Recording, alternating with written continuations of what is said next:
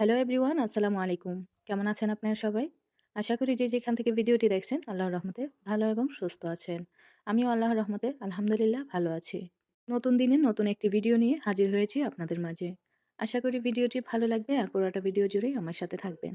আর যারা আমার চ্যানেলে নতুন, ভিডিওটি প্রথম দেখছেন, চাইলে আমার চ্যানেলটিকে সাবস্ক্রাইব করে পাশে থাকা বেল বাটনটি অল করে দিতে পারেন। তাহলে আমার সব ভিডিওর নোটিফিকেশন সবার আগে আপনাদের কাছে পৌঁছে যাবে আর আমার ভিডিওগুলো নিয়মিত দেখতে পারবেন। যারা অলরেডি আমার চ্যানেলটিকে সাবস্ক্রাইব করে দিয়েছেন তাদেরকে জানাই অসংখ্য ধন্যবাদ। তো চলুন শুরু করা যাক আজকের ভিডিওটি। দুপুর থেকে শুরু করেছি আমি আজকের ভিডিওটি। তো দুপুরের জন্য আমি রান্নাটা চড়িয়ে দিয়েছি। সবাই তো জানেন রমজান মাস চলে আসছে। তার জন্য একটু কাজ বেশি, নিয়মিত ভিডিও আপলোড দিতে পারছি না। ভিডিও করতে যতটুকু সময় না লাগে তার চেয়ে বেশি সময় লাগে এডিট করে আপলোড করা। এই জন্যই মূলত ভিডিও আপলোড করা হচ্ছে না। ভিডিও করা আছে ঠিকই, কিন্তু এডিট করার সময় পাচ্ছি না। তো যাই হোক, মাঝে মধ্যে যখনই সুযোগ পাই আপনাদেরকে ভিডিও দেওয়ার চেষ্টা করব। আর বাহিরের দেশে রমজান মাসে সবসময় একটু বেশি কাজ থাকে। মানে অন্যান্য সময়ের থেকে রমজান মাসেই বেশি কাজ থাকে। কারণ এই দেশের মানুষেরা রমজান মাসে বেশি খাওয়া-দাওয়া করে। যেমন আমরা শুধু ইফতারের সময় খাওয়া-দাওয়া করি।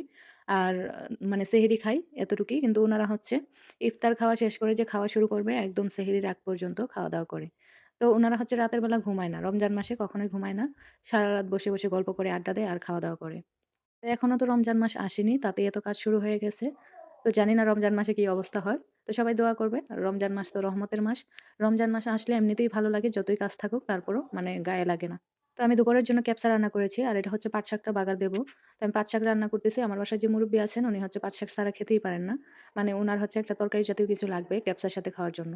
তো পাট শাকটাকেই বেশি পছন্দ করে। তাই আমি পাট শাক রান্না করে নিচ্ছি। আমি সবসময় রান্না করে রেখে দেই। ১ দিন রান্না করলে ৩ দিন খাই ফ্রিজে রেখে। তো আমি ৩ দিন আগে রান্না করেছিলাম, ওটা শেষ হয়ে গেছে। তাই আজকে আবার নতুন করে রান্না করছি।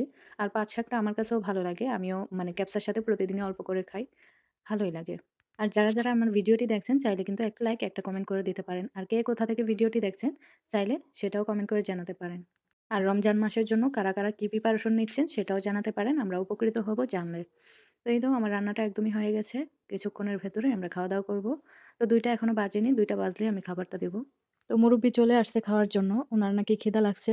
তো আজকে ২ টা বাজার আগেই চলে আসছে। তো মুরুব্বি মানুষ তো ওষুধ খায়। উনাদের ডায়াবেটিস আছে। তো ডায়াবেটিসের ওষুধ খেলে নাকি খিদা লেগে যায় তাড়াতাড়ি।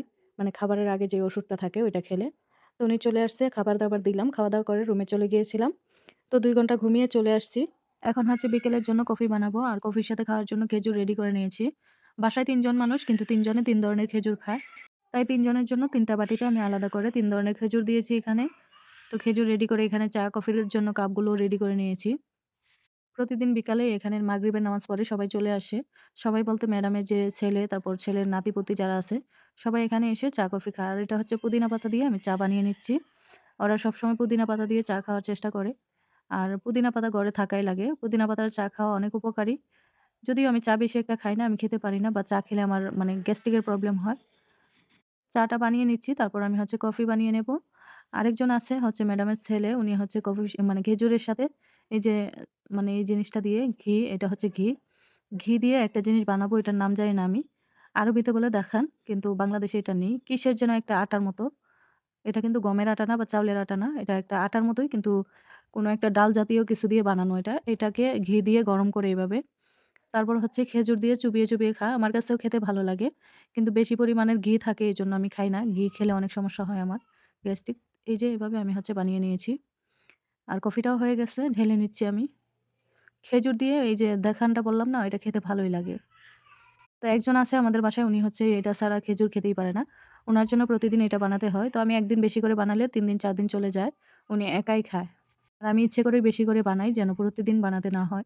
প্রতিদিন হালকা একটু গরম করে দিলে, চুলাতে দিয়ে হালকা করে গরম করে দিলেই হয়ে যায়। তো কফিটা আমি ঢেলে নিয়েছি, এখন দিয়ে আসবো। আর আমি ২ দিন ধরে সমোসা বানাচ্ছি রমজান মাসের জন্য। তো আমি গতকালকে মাংস ভুনা করছিলাম। তো অনেকগুলো সমোসা বানিয়ে রেখেছি, আর কিছু বাকি ছিল। মাংসগুলো আমি ফ্রিজে রেখে দিয়েছিলাম। এই যে এতটুকু মাংস বাকি ছিল। তো আজকে এটা দিয়ে আমি বানিয়ে ফেলবো।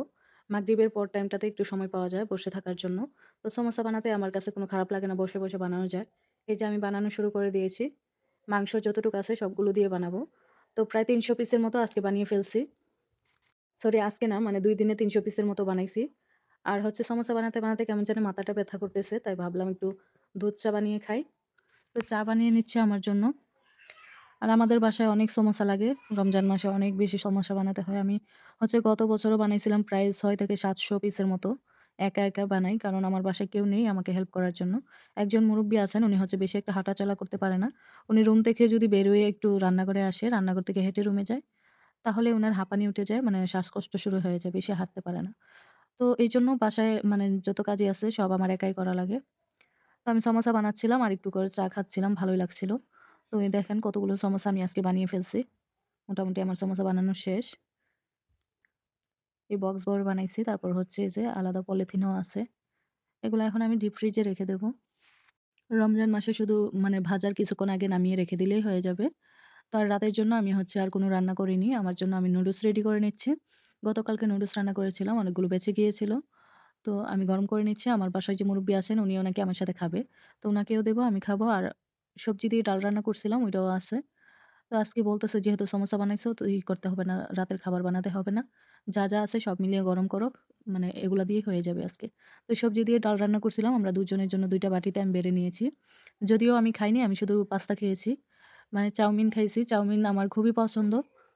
তো চাউমিন খেয়েই আমার পেট ভরে গেছে। আমার আর ডাল দিয়ে সবজি খেতে হয় নাই। তো এই ছিল আমার আজকের ভিডিও। ভিডিওটি কেমন লাগলো অবশ্যই কমেন্ট করে জানাবেন। ধন্যবাদ সবাইকে।